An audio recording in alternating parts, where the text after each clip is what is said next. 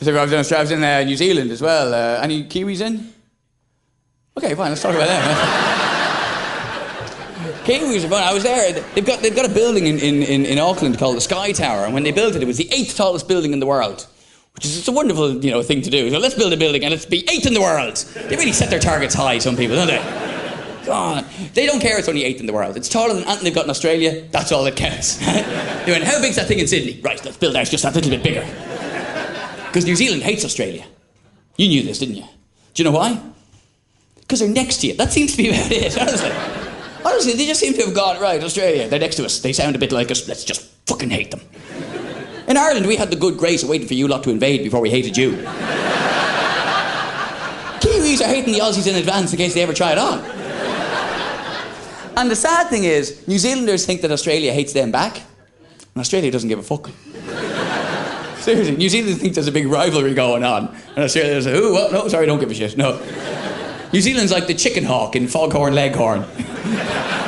Remember that cartoon? New Zealand's like, I'm a chicken hawk.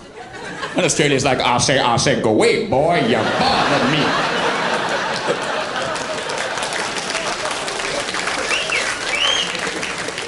But this building, this Sky Tower, right, it's the 8th tallest building in the world. At least it was when it was built. I think it's now about 10th, right? And they're still very proud of it in Auckland. But they shouldn't be, because it cheats. Because it's not even a proper building. It's only actually a building till about halfway up. And then it's just a big fucking spike. Just a big flagpole spike stuck on top. Look how tall our building is, you cheating Kiwi bastards, honestly. That's like me putting a toothpick in the end of me cock and going, look at the size of that, eh? Take it out with our club. It's a left you out there. There you go. I am the tallest comedian ever to play city varieties. Gasp at my enormity.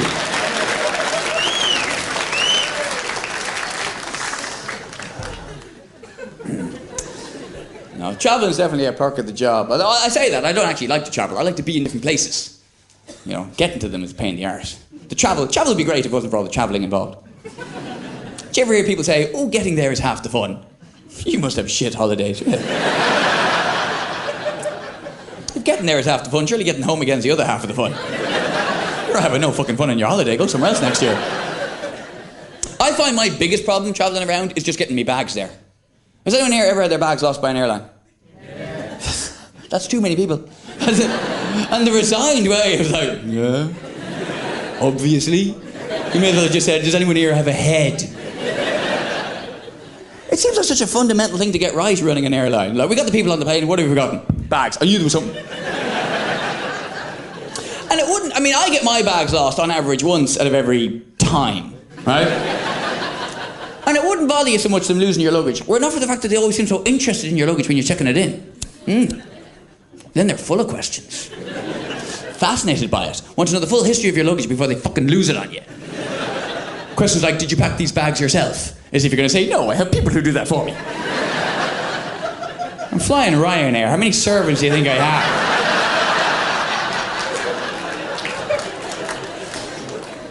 Jeeves, where are my EasyJet tickets? To Luton, don't spare the horses. Have you left your bags unattended for any length of time? No, they'll be stolen. What are you, an idiot? How do you think I got the bags in the first place? And I love it when they ask you straight out if you have any weapons of any kind. That's a great question, just to catch out that really naive first-time hijacker, How many times I had a result with that one, do you think? Any weapons today, sir? Yes. Oh, shit. Harder than I thought. They never said there'd be questions. No virgins for me, I suppose.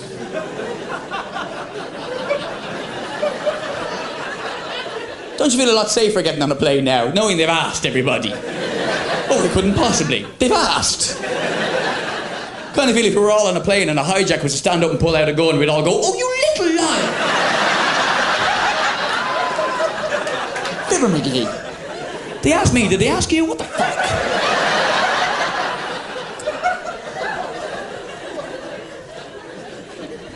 Nowadays they're cagier. Now they ask questions like, do you have anything in your bag which could be used as a weapon?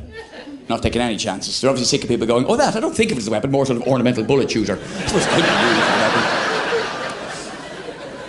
But they really weird question to get asked, because even if you don't have any weapons on you, you do find yourself thinking about it for a while. Or maybe you don't, but I do. I find myself sitting there going, well, if I throw that book hard enough,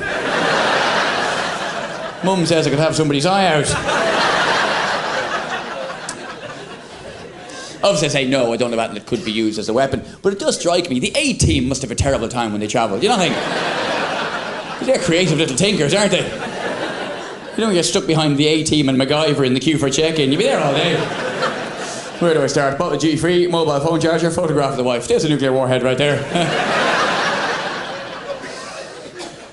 No wonder BA didn't want to get on no plane. Can't stand all them questions, Hannibal. But I tell you, I challenge the A-team to come up with a serviceable weapon out of some of the shit they take off you getting on planes nowadays. Because the stuff they consider weapons, like nail clippers and tweezers and shaving equipment. What are they afraid of? Hijackers are going to get on board and go, do exactly what we say, or we give everyone a makeover. Shaving equipment, for Christ's sake. We all saw the photos of Bin Laden and his goons. They're more scared of shaving equipment than we are. And tweezers. If you can hijack a plane with tweezers, you deserve the fucking plane, as far as I'm concerned.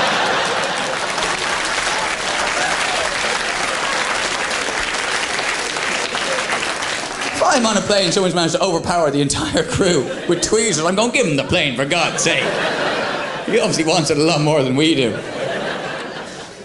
If anyone's got a toothpick and some ingenuity, I'm sure they can take the plane back off him. That'd be a duel I'd like to see. The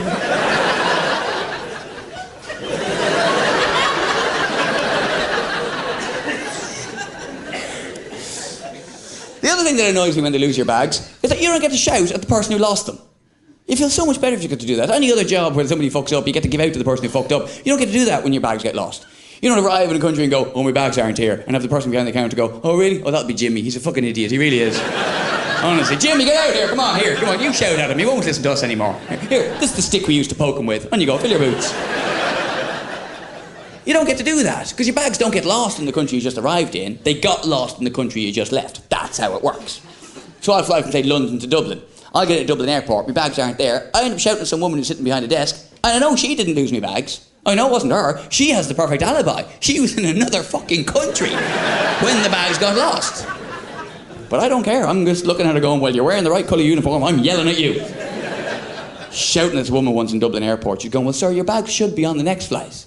I'm like, no. My bags should be on the flight I'm on. Don't want to be coming at you with these wacky left field notions on how to run an airline. So now when I check in for a flight and they say, sir, we'd like to ask a few questions about your bags. Oh, really? Well, maybe I'd like to ask you a few questions about my bags first. Like, for a kick-off, are they getting on the fucking plane? Are you packing this plane yourself? Will you leave my bags unattended for any length of time?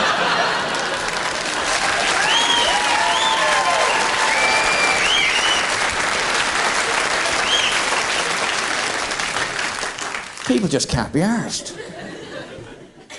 And even just travelling around, like I live in London, and just even travelling around there is a pain in the hole, because people can't be arsed.